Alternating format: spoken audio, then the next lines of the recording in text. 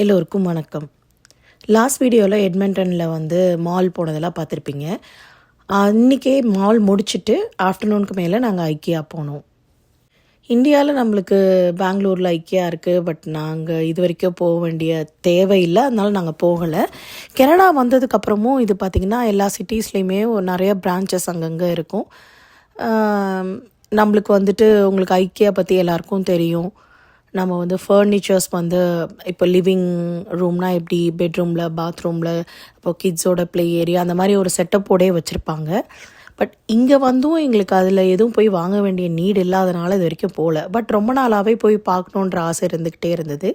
இப்போயுமே பெரிய பொருளாக எதுவும் வாங்குறதுக்கு போகல. எனக்கு கிச்சனில் ஸ்டோரேஜ் கண்டெய்னர்ஸ் வாங்கலாம் அப்படின்னு சொல்லிட்டு சரி அங்கே போய் பார்க்கலாம் அப்படின்னு ஒரு ஐடியா கிடச்சிது. சரி பார்க்கலாம் அப்படின்னு தான் போனோம்.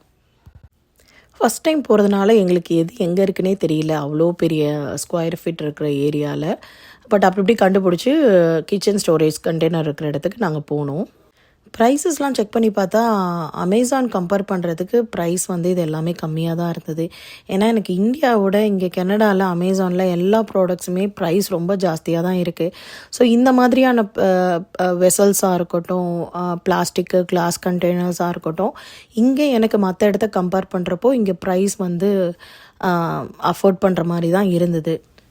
சின்ன சின்ன ஸ்டோரேஜ் கண்டெய்னர்ஸ், கப்ஸு அந்த மாதிரிலாம் கொஞ்சம் வாங்கிட்டு ரைஸ் ஸ்டோர் பண்ணுற மாதிரியானதும் வாங்கணும். அந்த மாதிரினா நம்ம அப்படியே கலெக்ட் பண்ணி கார்ட்டில் போட்டு எடுத்துகிட்டு போகலாம். கொஞ்சம் பெரிய ப்ராடக்டாக இருந்தால் தான் நம்ம அதோட நம்பர் கோடெல்லாம் இது பண்ணிவிட்டு அதை ஸ்டோர் பண்ணிக்கிற ஏரியாவில் போய் நம்ம எடுத்துகிட்டு போய் பில்லிங் போடுற மாதிரி இருக்கும்.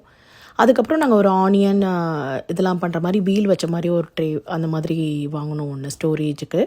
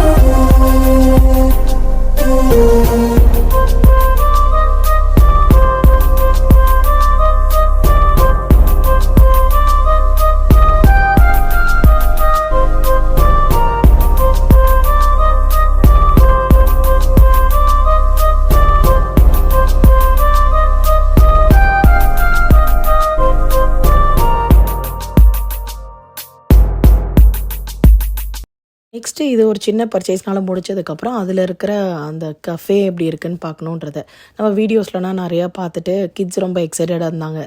அது ஒரு ஸ்வீடிஷ் ரெஸ்டாரண்ட்டு எப்படி இருக்குது அப்படின்னு. வெஜிடேரியனுக்கு பெரிய ஆப்ஷன் கிடையாது. வெஜ் சமோசா இருந்தது, கொஞ்சம் சாலட்ஸ் மாதிரிலாம் இருந்தது. அதெல்லாம் பார்த்துட்டு தேவையானது மட்டும் சீஸ் கேக் நல்லா இருந்தது. ஸோ அதை ஆர்டர் பண்ணிவிட்டு வாங்கிட்டு வந்தோம்.